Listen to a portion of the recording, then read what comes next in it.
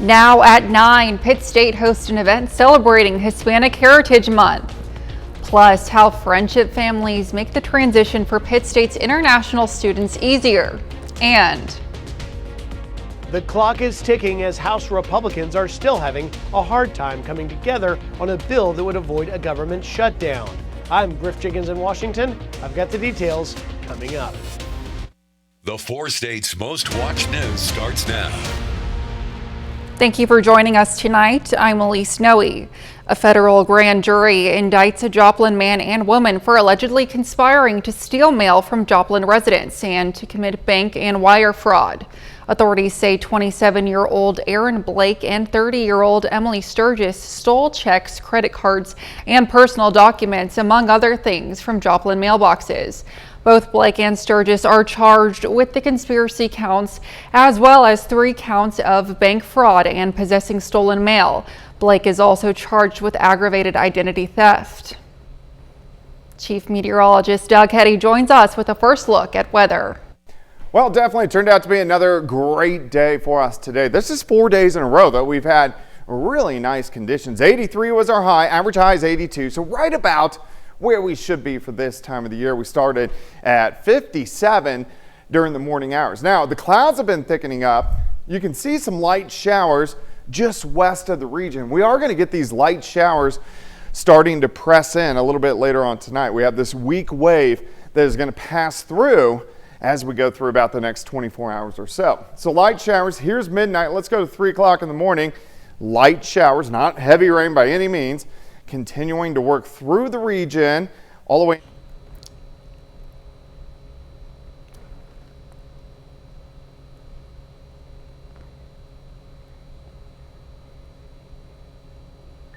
The Show Me State gets ready to receive a $5 million grant to help Missourians get high-quality jobs in growing industries. The money will come in the form of a Quality Jobs Equity Strategy and Training, or QUEST, Disaster Recovery Dislocated Worker Grant. The grant will support unemployed and underemployed Missourians to access, return to, or advance in high-quality jobs in infrastructure, environment and climate, the care economy, and other critical and growing industries. A Joplin organization today hosted an event letting people show off their BMX skills. The Asphalt Assault Tour stopped by the parking lot of Christ Church of Joplin. They set up different quarter pipes, jump boxes, and an obstacle course for kids of all ages.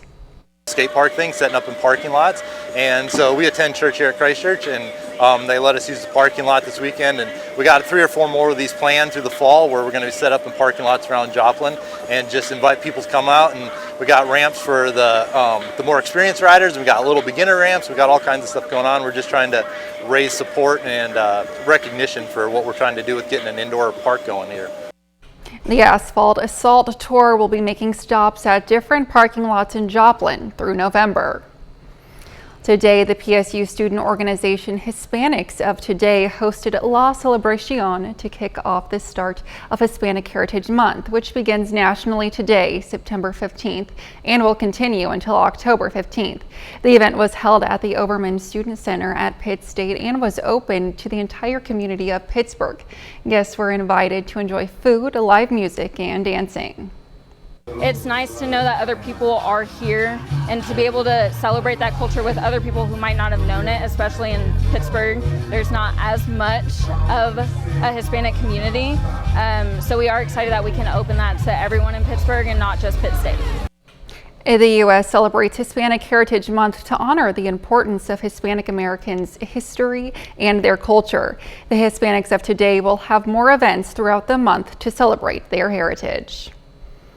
Pittsburgh PD partnered with Spark Whale to host Cultivating Connections today at Schlinger Park. The event was created to provide resources for Marshallese families in the Pittsburgh School District and help connect them to the community. Though Cultivating Connections was created to help connect Marshallese families, everyone in the community was welcome to attend. We hope to have more like this, maybe focus on different cultures in our community and just celebrate them and also connect them with the different resources. Families in attendance were invited to enjoy food, games, and fun for the whole family. About 150 new international students joined Pitt State this semester. Many of them count on local families to help them smoothly adjust to their new life in Pittsburgh. The families also teach them more about American culture. KOAM's Fernanda Silva has the story. 1, 2, 3, 4. Pitt State professor Chris Bakke had to make a list to ensure he didn't lose track of all the exchange students he and his wife supported over the past 8 years. Yeah, about 14 students. Every semester, Bakke's family adopts international students who come to PSU to spend 1 or 2 semesters. For him, it is a chance to give back to the world after being hosted by a family in Norway while in the army.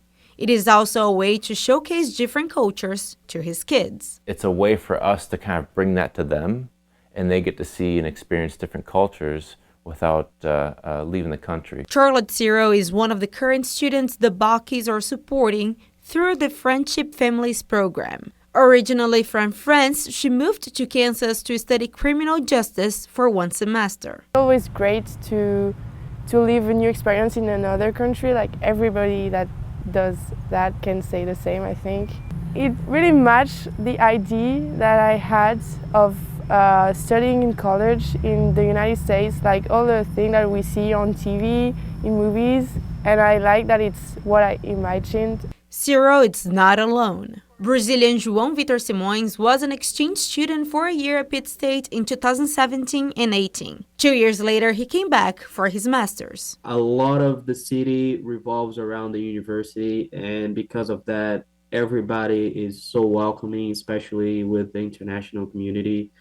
There was not a single time that I felt unwelcomed in any place. Now he lives 5 hours away, but still comes at least once a month to Pittsburgh. Pitt State became my second home away from Brazil, and just the people, the city, everything that happened in Pittsburgh just made me feel so good that I wanted to come back. In Pittsburgh, Fernanda Silva, KOAM News. Students are matched with community volunteers by the International Friends of Pittsburgh. They're currently looking for friendship families for the 2023 to the 2024 school year. You can find more information on our website at KOAMnewsnow.com. Coming up, we'll take a look at a new helping hand at a Missouri hospital. So many industries have been adjusting since the pandemic, including healthcare. One hospital in Kansas City, Missouri is adding a helpful hand to its staff, and it's not human. They're hoping this robot can help them save time on tasks. Abby Dodge talked to the humans interacting with it about how this innovation is helping them. Did you think you'd be working with a robot? Never. And every time I see it, it brings a smile to our face and a little chuckle because we're adjusting to it. It was strange to see a robot, being able to do tasks. And as you can see, Moxie has different expressions and things like that. Moxie is now responsible for some small errands, taking supplies to different units or carrying items from the pharmacy to the nurses who need them. It gives us half steps of everything, like just so that we don't have to go and do it ourselves. Kind of bringing us to the future. Patients are taking notice too. It flew by one day and my wife said, "There it goes." Parker McNeil is recovering from an aortic valve replacement. Get your temperature. He's been leaning on the hospital staff to get back home. I would not want to interact with the robot. I'd rather interact with the person. That's good. I'm glad. I don't want the robot taking over this part. Yeah, I don't either. Moxie's role is strictly outside of patient rooms, leaving more space for human interaction. It's always about the patient. And so my focus and our focus is to help these sick patients that are going through difficult times. There you go. With a helping hand from an unlikely source. St. Luke said based on Moxie's performance at other hospitals, it has saved over 200,000 hours and has made 400,000 deliveries nationwide. Doug is next with a complete look at the forecast. And later, the Chiefs are taking on the Jacksonville Jaguars this Sunday. Voice of the Chiefs, Mitch Holdus, explains why the linebacker matchup is so intriguing.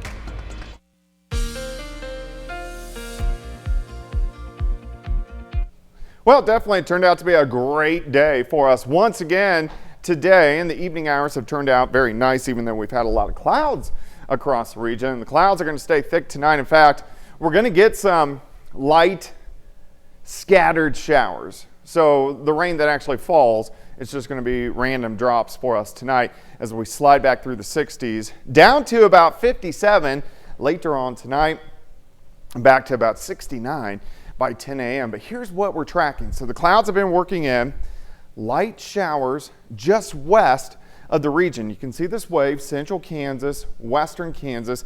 Doesn't have a whole bunch of moisture to work with, but enough that we are going to get some clouds and again some light showers starting to work through tonight. Already in parts of Greenwood, Elk, Chautauqua counties, these again are going to be very light as they push through during the overnight hours. But you can see this kind of line from southern Nebraska, northern Missouri, up through eastern Iowa.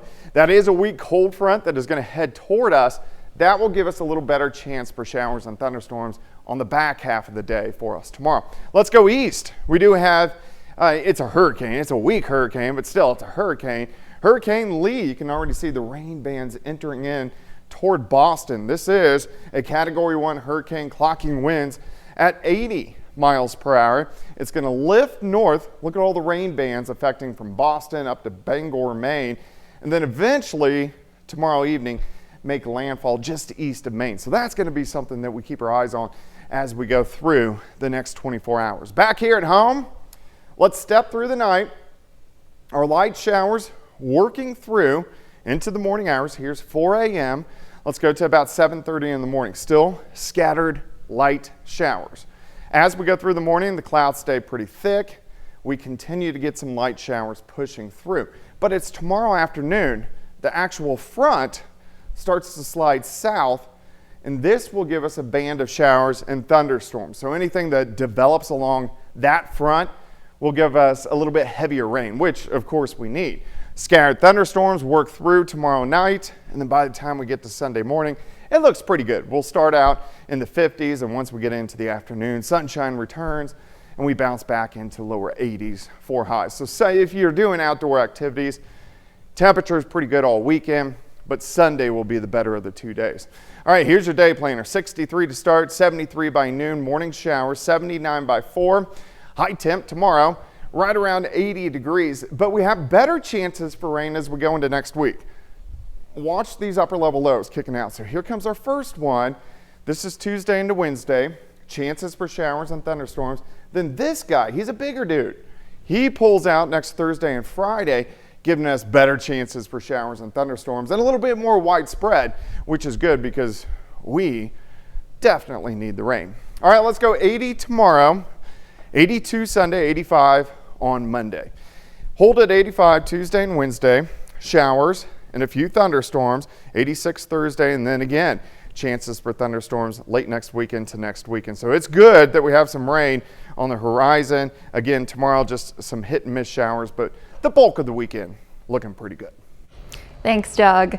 There's a running joke in Oklahoma City that if it's raining, the Oklahoma State Fair must be in town. The fair opened yesterday, and reporter Kylie Thomas has more on how the weather is impacting the fun. Obviously, it's fair time. We expect some rain. Everybody expects rain come fair time. Rain or shine, the Oklahoma State Fair is in full swing.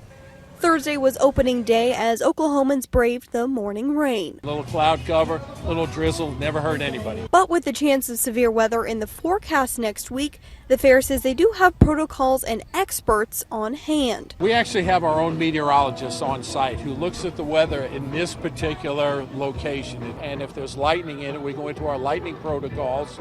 We actually go on our PA system and announce that lightning is approaching the area. Please take refuge inside and stay inside until the all clear is sounded. Along with the jumbo corn dogs and funnel cakes, rainfall is a fair staple. But officials say rides won't close down unless safety is at risk. Rain only plays a factor as it comes into the safety of the rides themselves. We keep the rides open when it's raining, but if the decks, the entrances into the rides become slippery because of excessive rain, we will shut that ride down for safety purposes. Coming up, getting your meat from a lab. Meat grown in a lab may be the way of the future, but will Americans agree? I'm Caroline Shively in Washington with a look at the new trend coming up. If you shop at Costco and someone in your house has a gluten sensitivity, we have an important public health warning from the USDA to tell you about. Kirkland Signature's chicken tortilla soup was mistakenly labeled gluten-free. The Food Safety and Inspection Service calls it a misbranding issue, not a recall. Costco has already pulled the ready-to-eat soup from the warehouse shelves, but if you still have any containers in your fridge, you should return those to Costco. It could be coming to a restaurant near you. Meat, not from a farm, but from a lab.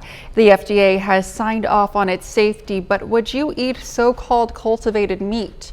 Advocates say it's better for the environment and there's no cruelty involved, but it's up to consumers to decide if they're brave enough to try it. Fox's Caroline Shively has that story from Washington. That sizzle on the stove is enough to make a meat eater's mouth water. But what if this chicken was made with the help of scientists? Would you still eat it? The most common response that we get when people eat it is, it tastes like chicken. And we always laugh because it is chicken. Upside Foods in Berkeley, California claims to be the first cultivated meat company in the world. Their meat is the real thing, but instead of a farm, it comes from a lab. It's made from animal cells and no killing is involved. You just start with cells, you feed them, you grow them, and then ultimately you have a delicious meat. It could be seafood, it could be chicken, it could be any kind of meat that you're used to. The process takes about 2 to 3 weeks, depending on the type, less time than raising and slaughtering animals. Advocates say it's more humane and better for the environment, but it's still a new trend. Upside Foods just got authority from the government to sell their products, and they already landed a Michelin star chef as a customer. And consumers are getting their first bite of the future. But some Americans have beef with cultivated meat. It's bad enough I'm trying to stop eating meat because they're doing too much with it. While others aren't chickening out.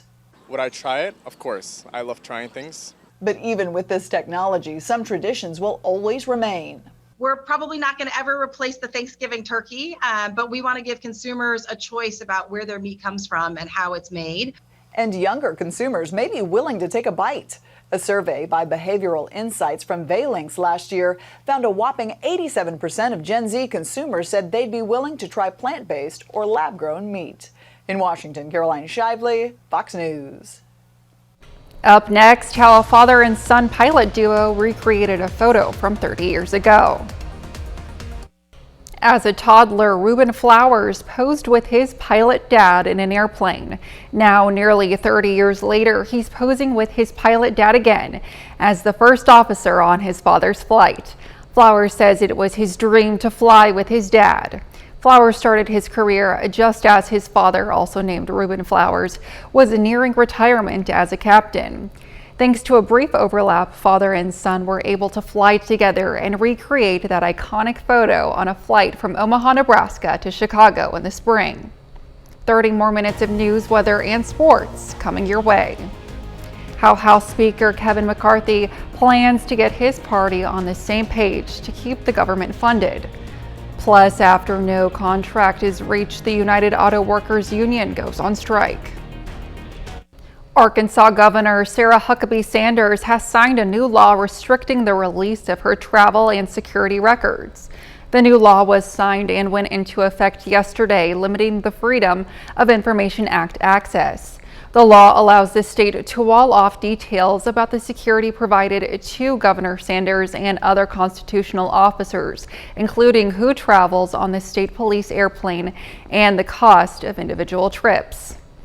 A frustrated Speaker Kevin McCarthy told Fox News he's working to win over rogue Republicans who won't back his efforts to avoid a government shutdown. Fox News correspondent Griff Jenkins has more from Washington. Got to get the business done. History has shown no one wins in a shutdown. House Speaker Kevin McCarthy getting back to work on Capitol Hill, just a day after admitting he was frustrated by Republican holdouts who won't support his plan to avoid a government shutdown. McCarthy sent the House home for a 3-day weekend, but he says he'll keep working until a spending deal is reached. Is the government not going to shut down? You can guarantee that? I think you'd have to ask a few members of my conference. It's not my intention. I think the government should stay open. He needs to find the votes to pass a short-term spending bill soon. The government runs out of money in just 2 weeks. And, as usual, the conservative House Freedom Caucus remains the biggest challenge. They're demanding deep spending cuts, even beyond what McCarthy originally agreed to in the deal that made him Speaker. And they have other demands as well, including border security.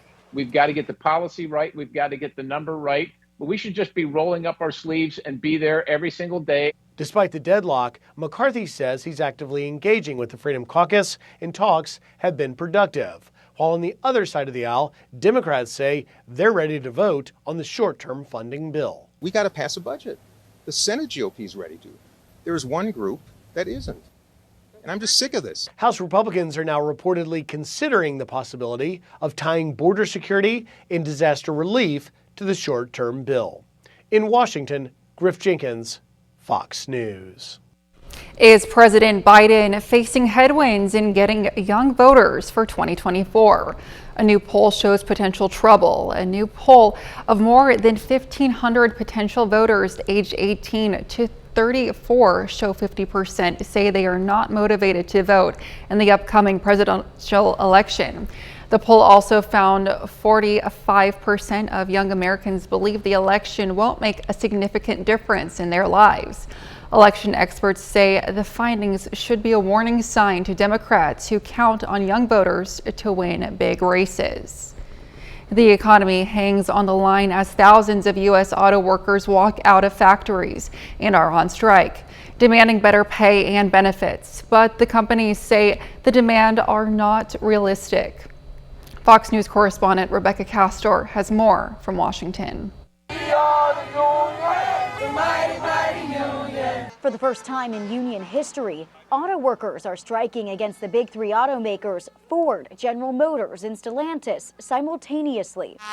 As long as it takes. I'm here for the long haul. Full-time assembly plant workers at Ford and GM earn a little over $32 an hour. At Stellantis, it's $31.77. The billionaires are making more money, right? We're still getting the same. Let's be clear. No one wants a strike. With serious economic ramifications on the line, the White House is getting involved. President Biden has sent 2 aides to Detroit to help resolve contract negotiations. Auto workers help create America's middle class. They deserve a contract that sustains them in the middle class. The workers have a list of demands, but topping the list are a 36% wage increase, a 32-hour work week, and major improvements in benefits. All three automakers say they've been negotiating in good faith, but the current demands are too high. We have a historic offer on the table, the highest in our 115-year history. 20% gross wage increases over the life of the contract. When you compound those, it's 21%. Maintaining world-class health care, we're not changing anything. Currently, less than 10% of union workers are striking, a strategic move to keep the strike going long-term. A Michigan think tank estimates a 10-day strike could cost the U.S. economy more than $5 billion. In Washington, Rebecca Castor, Fox News. A bit later, how a rare bone overgrowth syndrome is causing problems for an 11-year-old Arkansas girl.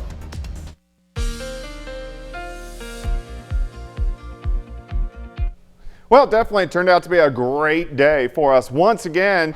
Today, and the evening hours have turned out very nice, even though we've had a lot of clouds across the region. The clouds are going to stay thick tonight. In fact, we're going to get some light scattered showers. So the rain that actually falls, it's just going to be random drops for us tonight as we slide back through the 60s, down to about 57 later on tonight, back to about 69 by 10 a.m. But here's what we're tracking. So the clouds have been working in. Light showers just west of the region. You can see this wave, central Kansas, western Kansas. Doesn't have a whole bunch of moisture to work with, but enough that we are going to get some clouds. And again, some light showers starting to work through tonight. Already in parts of Greenwood, Elk, Chautauqua counties, these again are going to be very light as they push through during the overnight hours. But you can see this kind of line from southern Nebraska, northern Missouri, up through eastern Iowa. That is a weak cold front that is going to head toward us. That will give us a little better chance for showers and thunderstorms on the back half of the day for us tomorrow. Let's go east. We do have, it's a hurricane. It's a weak hurricane, but still it's a hurricane. Hurricane Lee, you can already see the rain bands entering in toward Boston. This is a Category 1 hurricane, clocking winds at 80 miles per hour. It's going to lift north. Look at all the rain bands affecting from Boston up to Bangor, Maine, and then eventually tomorrow evening make landfall just east of Maine. So that's going to be something that we keep our eyes on as we go through the next 24 hours. Back here at home, let's step through the night. Our light showers working through into the morning hours. Here's 4 a.m. Let's go to about 7:30 in the morning. Still scattered light showers. As we go through the morning, the clouds stay pretty thick. We continue to get some light showers pushing through. But it's tomorrow afternoon, the actual front starts to slide south, and this will give us a band of showers and thunderstorms. So anything that develops along that front will give us a little bit heavier rain, which of course we need. Scattered thunderstorms work through tomorrow night, and then by the time we get to Sunday morning, it looks pretty good. We'll start out in the 50s, and once we get into the afternoon, sunshine returns, and we bounce back into lower 80s for highs. So say if you're doing outdoor activities, temperature is pretty good all weekend, but Sunday will be the better of the 2 days. All right, here's your day planner. 63 to start, 73 by noon, morning showers, 79 by 4. High temp tomorrow, right around 80 degrees, but we have better chances for rain as we go into next week. Watch these upper level lows kicking out. So here comes our first one. This is Tuesday into Wednesday. Chances for showers and thunderstorms. Then this guy, he's a bigger dude. He pulls out next Thursday and Friday, giving us better chances for showers and thunderstorms and a little bit more widespread, which is good because we definitely need the rain. All right, let's go 80 tomorrow, 82 Sunday, 85 on Monday. Hold at 85 Tuesday and Wednesday, showers and a few thunderstorms, 86 Thursday, and then again, chances for thunderstorms late next weekend to next weekend. So it's good that we have some rain on the horizon. Again, tomorrow just some hit and miss showers, but the bulk of the weekend looking pretty good. Thanks, Doug. As Hurricane Lee advances towards Maine, power crews and the Coast Guard are getting ready all along the state's coast. Fox's Asia Reed is in Portland for more on storm preps. We're hauling the boat because of the hurricane. We thought we'd let it ride out the storm, sitting safe in our yard. Tom Courier traveled more than 100 miles from New Hampshire to get this boat out of the water. U.S. Coast Guard Lieutenant Ryan Karakne says you should be taking your recreational boats out. And if you can't, putting over extra lines, fenders, and really making sure they're secure. He also says to take out all paddle crafts like canoes or kayaks out of the water. Sector Commander Amy Florentino says one of their priorities for Hurricane Lee are search and rescues. We'll keep the crews on shore in a 24/7 posture ready to respond. The Coast Guard is also making sure that the maritime transportation system is clear of any debris for when it opens back up for traffic after the storm. Make sure there's no oil spill or pollution that needs to be cleaned up. This storm's winds could gust more than 50 miles per hour along the mid-coast and down east coastlines, which could be a challenge for CMP workers. They can't go up in bucket trucks if winds are more than 35 miles per hour, so they're bringing in more crews. We have around 400 to 500 crews coming in really from across the eastern seaboard as north as Canada. Breed says when they get a better sense of exactly where the high winds are, they'll send crews out to where they think the most damage will be. He says they're also using sandbags in vulnerable areas to prepare for this storm because of the potential coastal flooding. We have taken the step of putting sandbags around electric equipment to protect. Coming up in sports, a preview of tonight's high school football coverage here on Fox 14.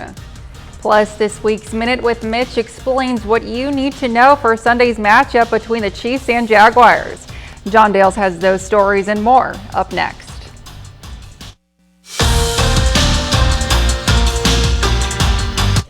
Hey, welcome into sports. It's another Friday in mid-September. That means high school football across the 4 states and also another week of Fox 14 Press Box.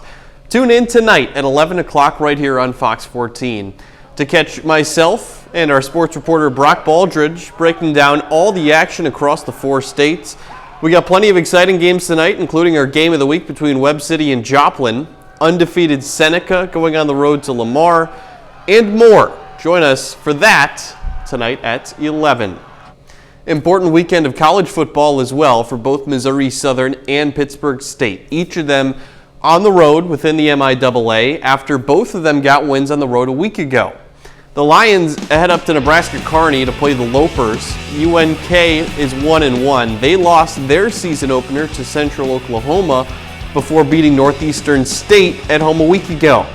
Lions QB Luke Sampson is coming off a 235 passing yard and 3 touchdown performance last week against Washburn and Topeka. Kickoff tomorrow is at noon.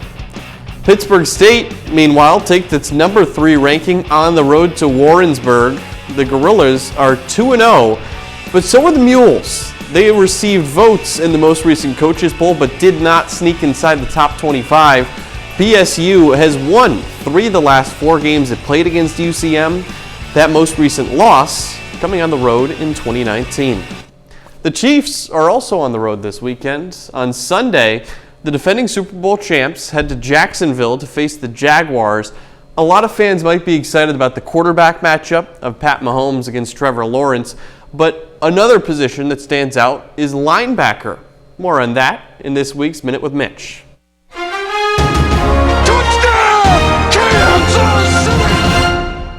The final regular season week of last year's campaign meant the Chiefs needed to beat the Raiders to secure the 1 seed.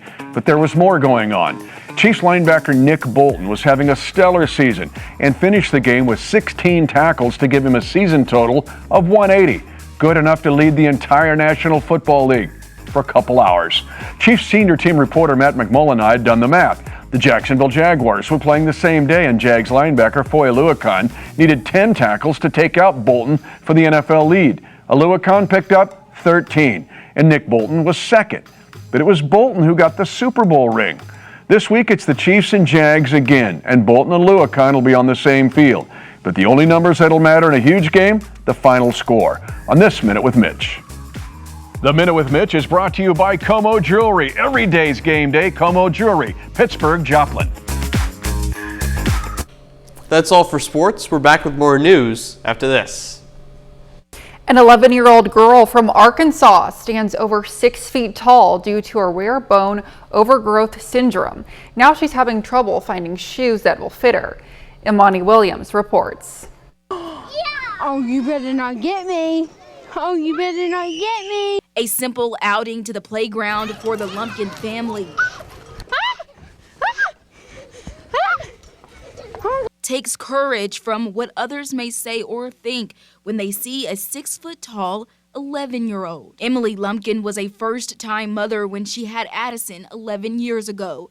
As her little girl grew, she noticed she was growing fast. But Addison's dad is tall, so I didn't think much about it until she wasn't meeting her milestones. At 3 years old, Addison was diagnosed with Weaver-Smith syndrome, a genetic condition that causes bone overgrowth. But it wasn't until she was 7 that Addison really understood what was going on. My friend comes up to heel on me, and she's the same age as me.